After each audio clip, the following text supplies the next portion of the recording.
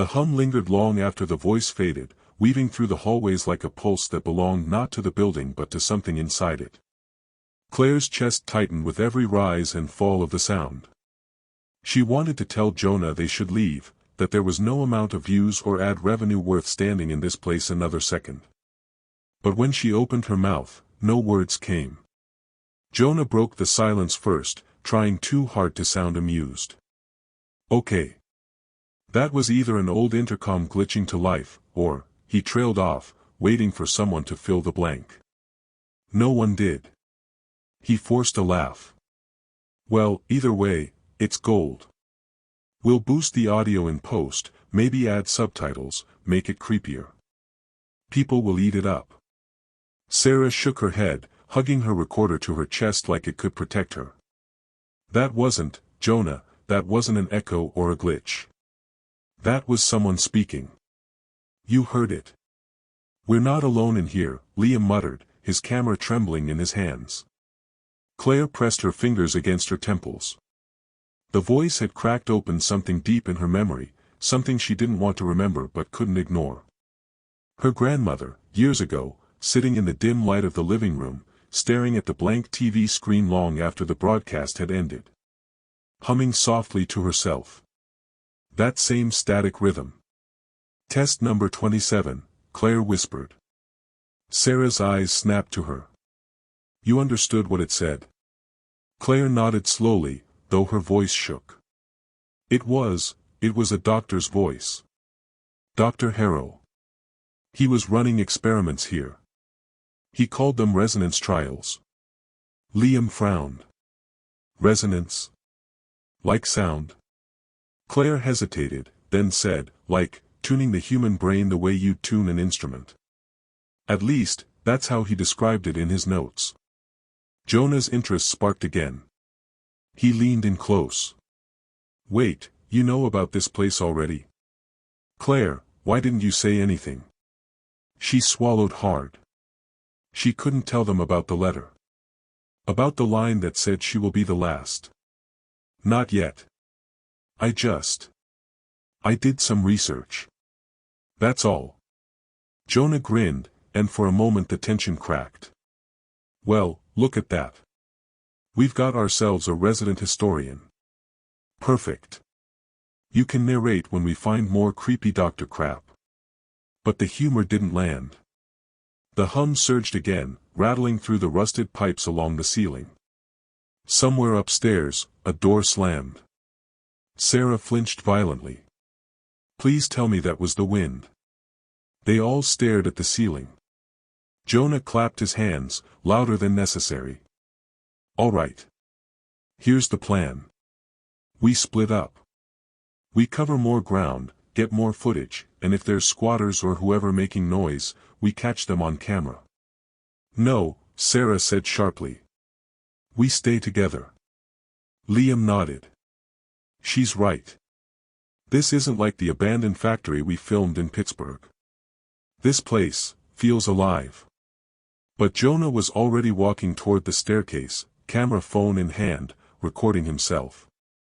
That's the point. Alive places pull views. I'll take upstairs. You three check out the west wing. Before they could argue, he was climbing, his flashlight beam shrinking as he ascended. Sarah cursed under her breath. Idiot's gonna get himself killed. Claire forced herself to focus. The west wing, the burned one, was where the fire had started in 1963. If Harrow's experiments had continued there, maybe that was where the truth was buried. They moved down the hallway, their flashlights catching glimpses of cracked tiles and graffiti. But as they passed one doorway, Claire froze. On the wall inside, scrawled in a child's handwriting, were 4 words. Turn off the hum. The letters were smeared, as if written in charcoal or ash. Claire. Sarah asked, but Claire couldn't answer. She stepped into the room, staring at the words. Her heart hammered. The plea looked desperate, written over and over, layering the wall with the same command. Liam filmed silently, his lens trembling. Who would write this? Claire whispered, patients. Or their children. Sarah's breath caught. Children? This was a hospital. Claire turned toward her, the words catching in her throat. Not all the patients were adults. The hum grew louder again, vibrating in the floorboards. Sarah covered her ears, wincing. God, make it stop. The old chair with the wires, the straps, it hadn't been for grown men. It had been for small bodies.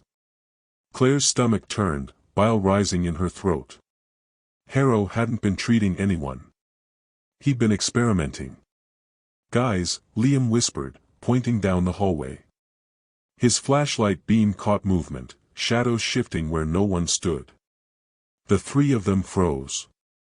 A figure moved just beyond the edge of the light. Thin, small. Child-sized. Sarah's recorder screeched with static. Is someone there? Liam called, his voice cracking. The figure flickered, here, then gone, like a frame spliced badly in an old film reel. But Claire caught a glimpse, hollow eyes, a mouth frozen open in a silent scream. The hum surged to a piercing shriek. Claire grabbed Sarah's arm. Run! They stumbled back down the corridor, their lights darting wildly. The shadows seemed to chase them, stretching long fingers across the walls. Claire's lungs burned, but she didn't dare stop. They burst into the main lobby, nearly colliding with Jonah. He was pale, sweat dripping down his temple. His phone camera dangled useless at his side. What happened to you? Sarah demanded. Jonah's lips trembled. For once, he wasn't smiling. Upstairs, there's someone up there. A man. He was waiting for me. I heard him say my name. Claire's blood turned to ice. What did he look like, she asked, though she already knew. Jonah swallowed hard. He had a white coat.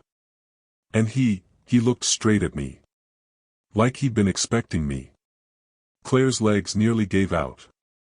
Dr. Harrow was dead. He had to be.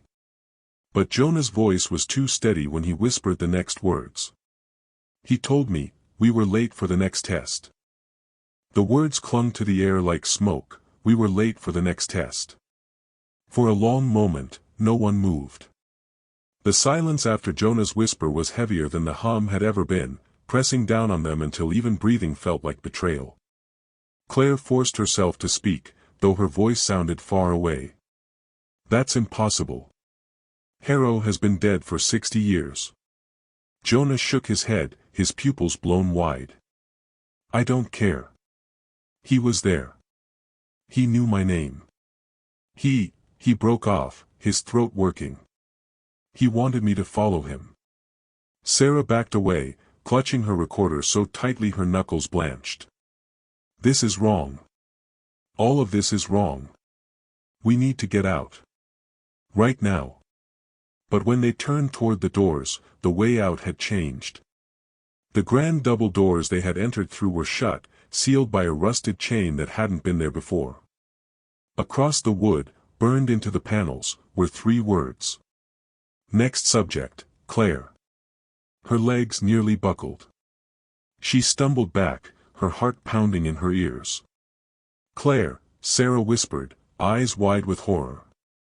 Claire's mind screamed run, but her body was locked in place. She had known, ever since she'd read that letter, that she wasn't just here to dig up the past. She was part of it. Liam swore, shoving his camera back into its case. This isn't a game anymore. Jonah, break the chain.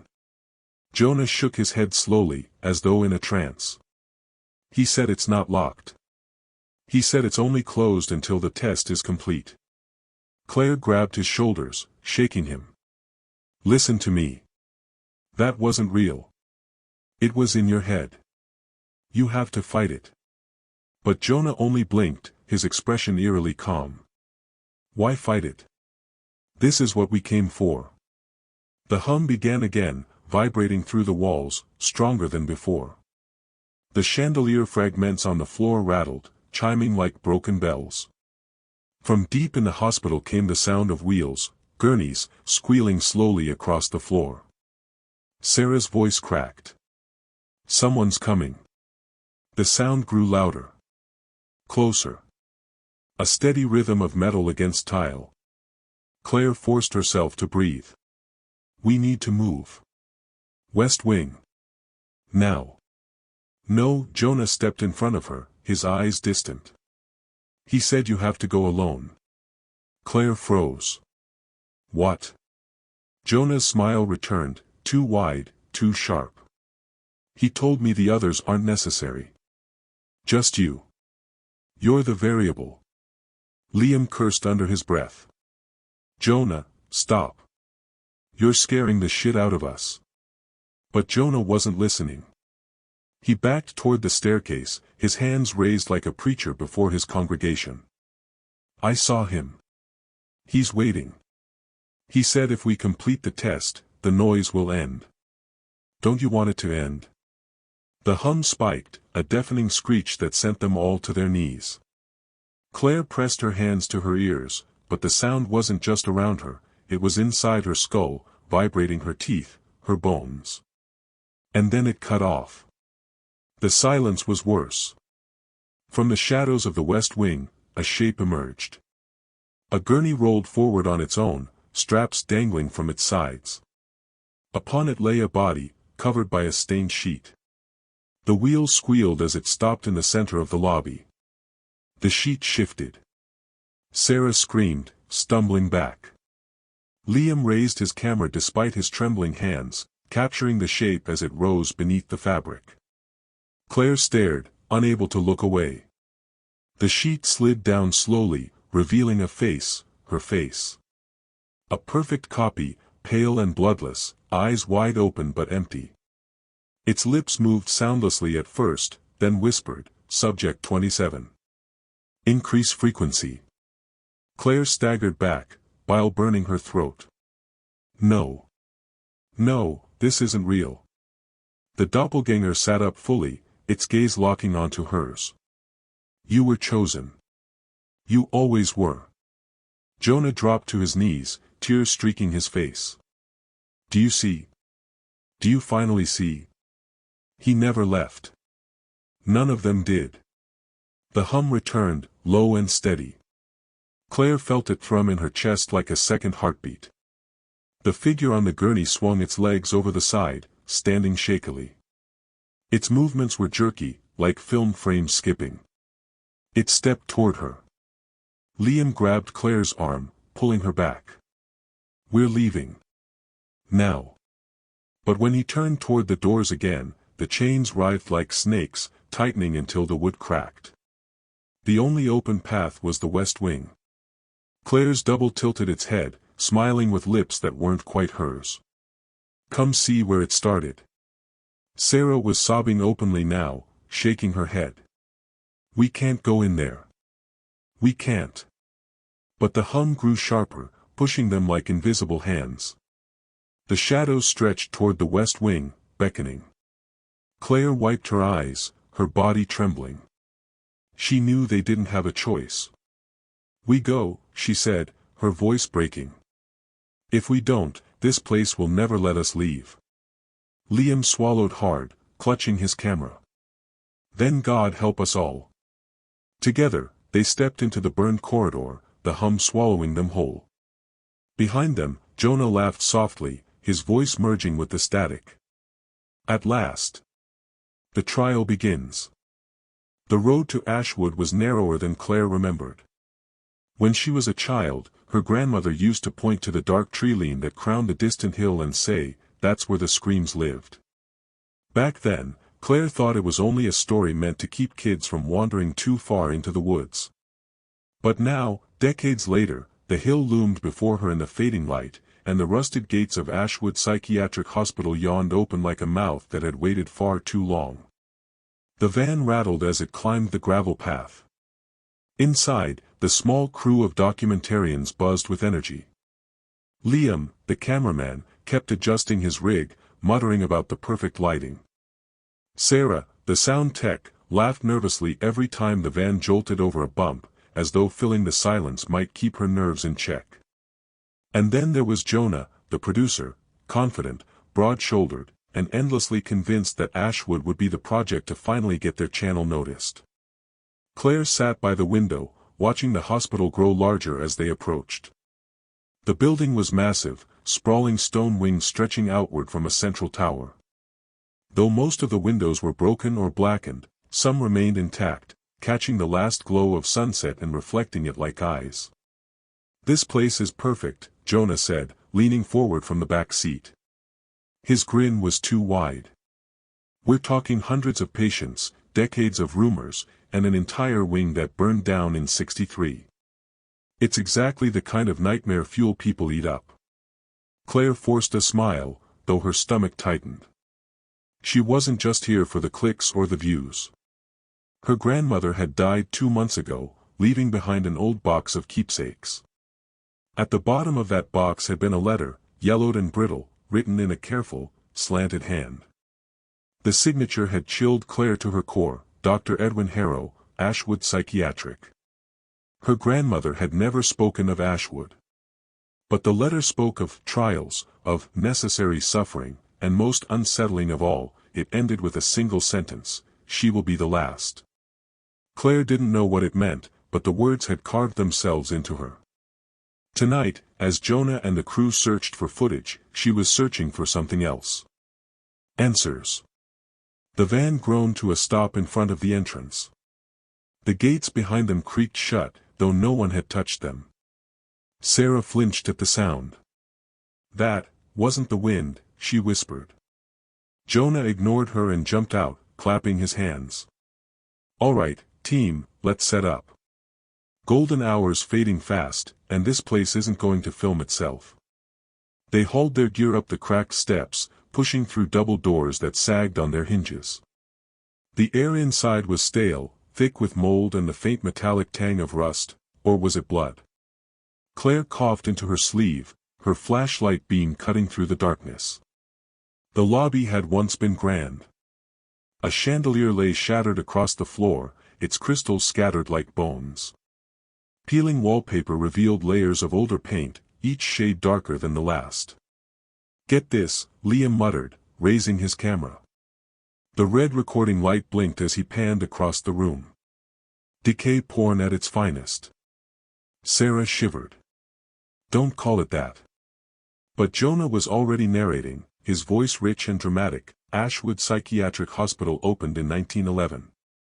For over 50 years, it housed hundreds of patients, many of whom were subjected to treatments now considered barbaric. Shock therapy, hydrotherapy, lobotomies.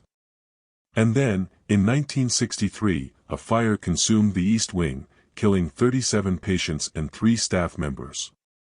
The hospital closed overnight, and the survivors were transferred, though some claim not all of them made it out. Claire listened, but her eyes drifted to the grand staircase. The banister was scorched, blackened wood curling like charred skin. And halfway up the steps, carved deep into the railing, were words barely visible in the flashlight's beam. "We never left." Her skin prickled. She reached out, running her fingers over the gouged letters. They were rough, uneven, as if carved in desperation. "Claire." Jonah's voice snapped her back. He was smiling at her, though it didn't reach his eyes. "Don't wander off just yet. We'll split up once we've got the intro shots." She nodded, but her attention lingered on the words. "We never left." The crew moved deeper into the hospital, their footsteps echoing in the hollow corridors. They passed doors hanging off their hinges, gurneys rusted into statues, and walls painted with graffiti, though not the usual kind. These were phrases scratched deep into plaster: "Help US." "The noise won't stop." "We are still here." Sarah stopped at one doorway, her breath catching. Inside, the room was lined with rusted metal beds. Straps dangled from the frames, stiff with age. In the corner sat a chair with wires trailing from its arms, a crude headset attached by corroded bolts. "What the hell is that?" she whispered. Claire knew. She'd seen sketches of devices like it in her grandmother's letterbox. The old papers described resonance therapy, some kind of experimental treatment designed to disrupt the mind's harmful patterns. Jonah pushed past, crouching by the chair. This is gold. It looks like something straight out of a horror movie. Liam, get a close-up. Claire, stand by it, act like you just discovered it. Sarah, you too, let's get some reaction shots. But Claire wasn't acting when she stepped closer. The straps were too small for adults. They were for children.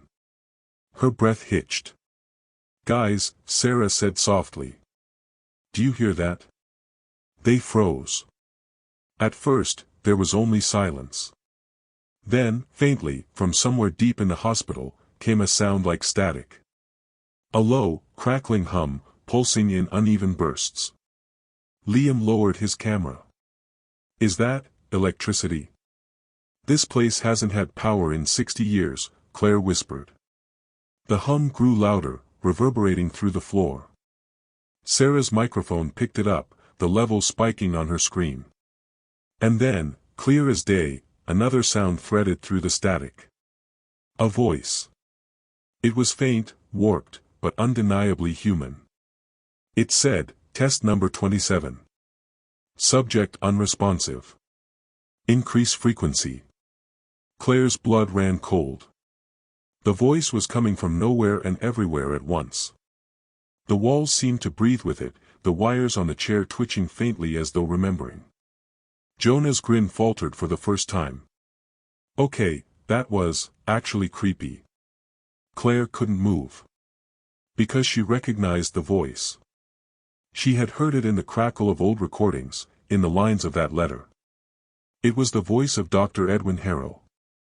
Her grandmother's letter hadn't been a relic of the past. It had been a warning.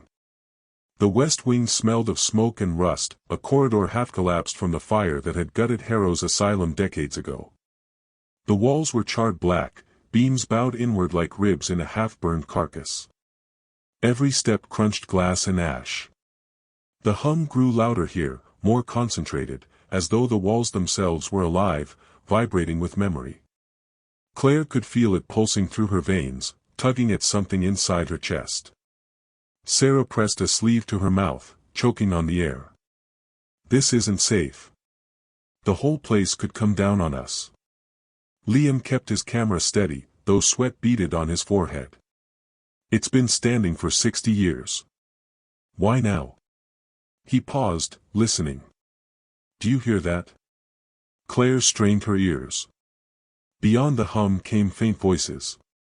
Not whispers this time, clear, layered voices, rising and falling like a choir. Children. Men. Women. Screaming, laughing, chanting. Jonah, walking ahead of them, didn't flinch. He was grinning again, arms spread wide. They're awake. They've been waiting for us. Claire grabbed his sleeve. Jonah, stop. You're leading us into. But he shook her off violently, eyes wild. Don't you get it? We're already in it. This isn't the asylum anymore, it's the test. Every step we take is exactly where we're meant to go. The corridor bent, opening into what had once been a treatment hall.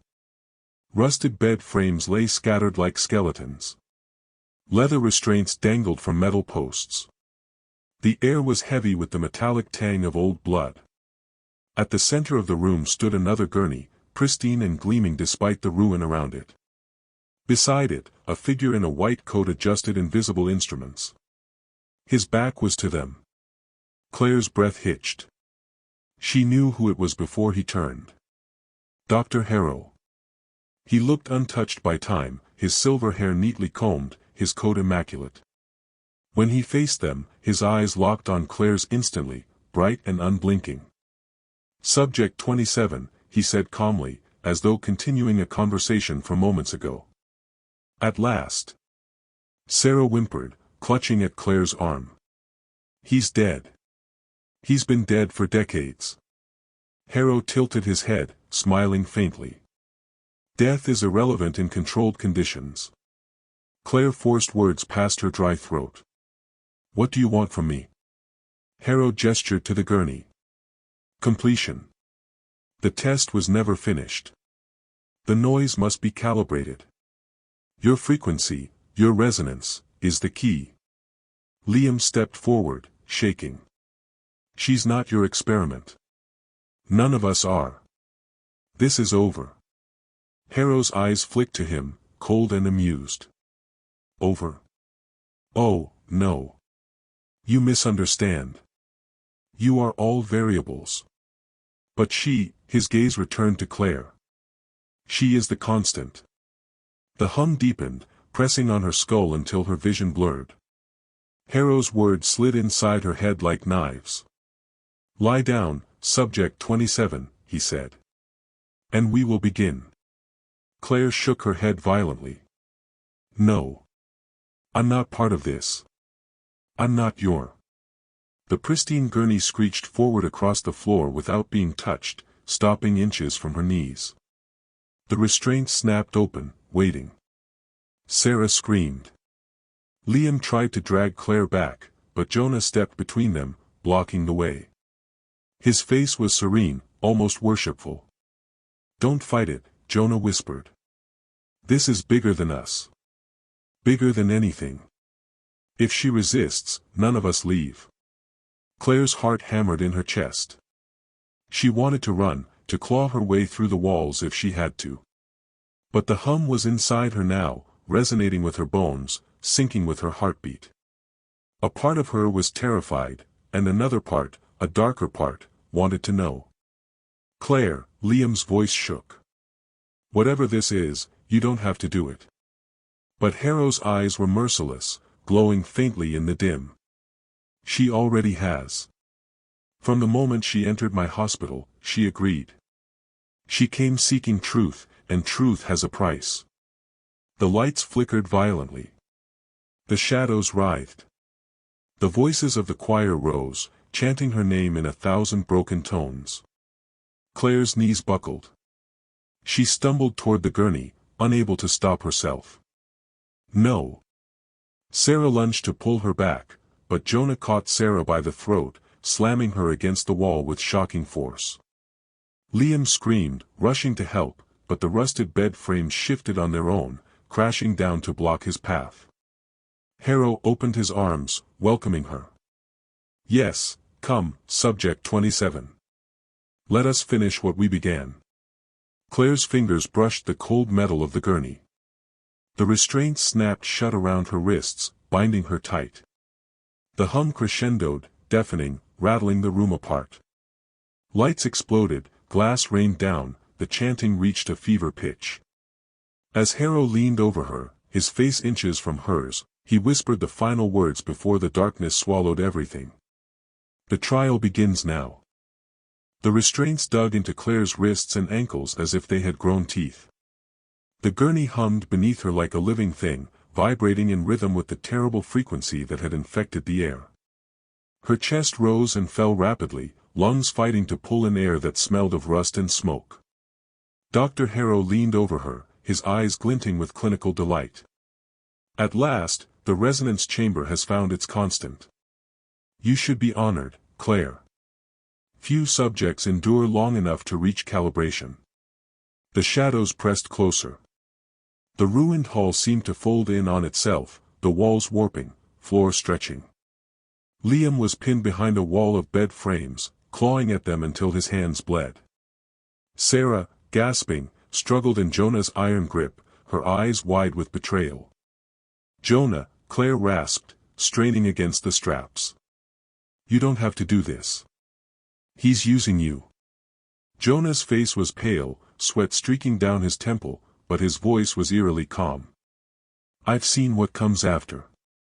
You think this is horror? This is salvation. We're finally part of something infinite. Harrow pressed a hand to Claire's chest, just above her heart. His touch was cold as stone. Your signal is strong. Yes, yes, this will work. Prepare yourself. The room darkened. Not like a light fading, but as though something colossal had draped itself over reality. Out of the darkness came shapes, figures strapped to gurneys, dozens of them, hundreds, their eyes hollow, mouths open in silent screams. Some were only half-formed, bodies twisted as if sculpted mid-melt. Claire's heart thundered. She recognized one face among the shadows. Mom. Her mother's image flickered, bound to a bed, eyes wild and pleading. Then gone again, swallowed by the dark. Harrow's voice cut through. Do you see it, Subject 27? The archive of failures. All who came before you. Their screams keep the chamber alive, but none were stable. None resonated long enough to pass. Sarah thrashed in Jonah's grip. You sick bastard. Let her go. Harrow ignored her, focusing on Claire. You are different. Your trauma carved you into the perfect vessel. Your father's accident, your mother's silence, the way you've carried their ghosts, his smile widened. You've been in my care your entire life. Even before you stepped foot here. Claire's mind reeled. That's impossible. You've been dead for 60 years. Harrow's voice lowered, as though confiding a secret. Time is just another wall. And walls can be broken. Do you want proof? He snapped his fingers. The restraints grew hot. Pain lanced up Claire's arms, searing white fire through her nerves. She screamed. But as her voice tore free, the choir of the dead screamed with her, their voices blending into a single, unholy note. The whole building shook. Liam shouted, Fight it, Claire. Don't let him in. He smashed a pipe against the bed frames blocking him, sparks flying with each blow. Sarah bit down on Jonah's hand, breaking free long enough to stumble toward Claire, but the floor cracked open between them, a chasm splitting the hall in two. Blackness writhed below, whispering like hungry mouths. Jonah dropped to his knees beside Harrow, tears streaming down his face. Take me. I'll be the vessel. Harrow didn't even glance at him. Your frequency is insufficient. You were always meant to lead her here, nothing more. Jonah's expression shattered. He screamed, lurching toward Harrow with raised fists, only for unseen hands to erupt from the shadows, dragging him back into the darkness. His screams dwindled until nothing remained. Claire convulsed, her body lifting slightly off the gurney as if pulled by invisible strings. Images flashed behind her eyes, corridors folding into infinite loops, faces of the dead watching from the walls, machines pulsing with organic flesh. Harrow leaned closer, whispering. You are the bridge. Through you, I will return. Through you, the chamber will feed. Claire's vision blurred. Her heartbeat no longer felt like her own, it matched the hum, steady and merciless. But somewhere beneath the static, she heard Liam's voice. Faint. Desperate. Claire, remember who you are. He's nothing without you. Fight. Her chest tightened. The straps pulsed, feeding on her resistance. Harrow's smile widened, his reflection multiplying across her vision like shards of broken glass. Give in, he said. You've been waiting for this your whole life. Claire screamed, not in surrender, but in rage. The sound tore through the hall like a blade. The choir faltered. For a heartbeat, the hum fractured. Harrow staggered, his eyes flaring with fury. No. You will not break the calibration. Claire's body burned, every nerve aflame. She didn't know if she was dying or being born into something else. But she clung to Liam's voice, to Sarah's cries, to every shred of memory that was hers. And then, with one final surge of defiance, she roared against the hum. The gurney cracked. The restraints shattered. The hall exploded into chaos, walls buckling, shadows shrieking, Harrow's form twisting into something monstrous and skeletal, his face unraveling into light. Claire fell forward, collapsing to the floor. The ground quaked beneath her as the asylum tore itself apart. Harrow's voice bellowed, no longer calm, but enraged, fractured. You are mine. You will always be mine. The darkness surged toward her like a wave. Claire dragged herself across the floor, every muscle screaming. Sarah reached out from across the chasm, her hand trembling, desperate. Claire! Jump! The floor split further. The void widened. Harrow's form loomed above, vast and endless, his hands stretching like claws.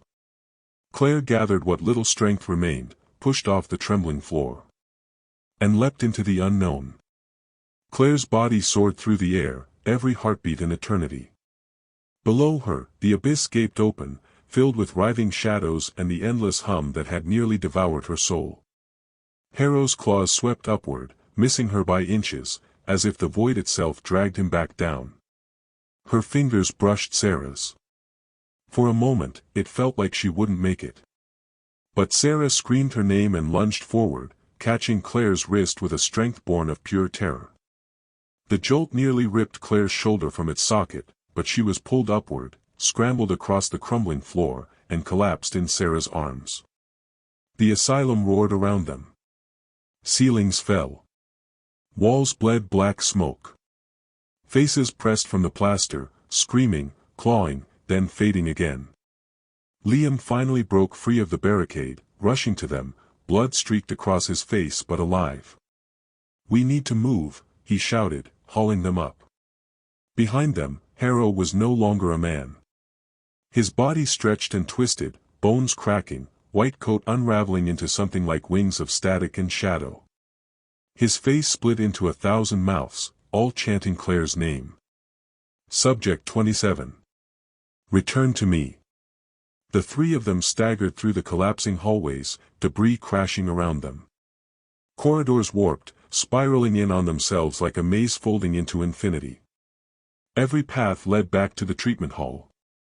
Every corner whispered with Harrow's voice. We're trapped. Sarah sobbed, clutching Claire's arm. There's no way out. Claire stopped, gasping, her chest still vibrating with the remnants of the hum. She closed her eyes. The asylum wasn't just a building. It was the experiment itself, an endless loop, a chamber designed to contain her. To keep her. Unless. Her eyes snapped open. The signal, she whispered. It was never meant to hold me. It was meant to use me. But if I reverse it. Liam grabbed her shoulders. Claire, what are you saying? I can break it. But I need to do it from the source, the chamber. Sarah shook her head violently. No. You'll die. Maybe, Claire said, her voice steady now, clear in a way it had never been. But if I don't, he gets out. And if he gets out, the world ends here. The asylum shook again, Harrow's monstrous form filling the hallway behind them, blotting out the last of the light. Choose, Subject 27, his 1,000 mouths roared. Me, or nothing. Claire turned to Liam and Sarah. Get out. If the asylum collapses, maybe you'll make it. But I have to finish this. Liam's eyes brimmed with tears. I'm not leaving you. You have to, Claire said firmly. She forced a trembling smile. For me. Before they could argue, she ran. Straight back into the heart of the asylum. Into the chamber. The gurney waited for her, broken but glowing faintly, as though it had been waiting for this exact moment.